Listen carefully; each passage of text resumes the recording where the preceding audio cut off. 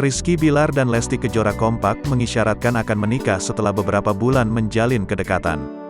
Rizky Bilar bahkan dengan gamblang menyebut Lesti Kejora akan menjadi istrinya dalam beberapa bulan ke depan. Tak hanya itu, Lesti Kejora pun turut memberikan kode kepada Rizky Bilar untuk membawanya ke penghulu. Kabar pernikahan Rizky Bilar dan Lesti Kejora bermula dari unggahan Instagram keduanya belum lama ini. Seperti unggahan yang dibagikan Rizky Bilar pada Minggu, tanggal 23 Mei tahun 2021.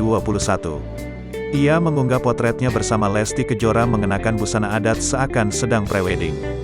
Tak hanya itu, Rizky Bilar juga mengunggah momen dirinya bertemu Lesti Kejora pertama kalinya.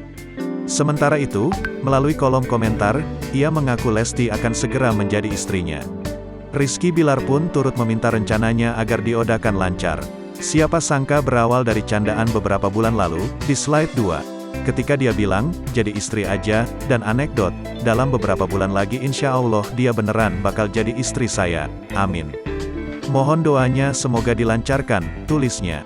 Rizky Bilar juga terpantau mengomentari unggahan Lesti Kejora tersebut. Ayo aja aku mah, tulis Rizky Bilar.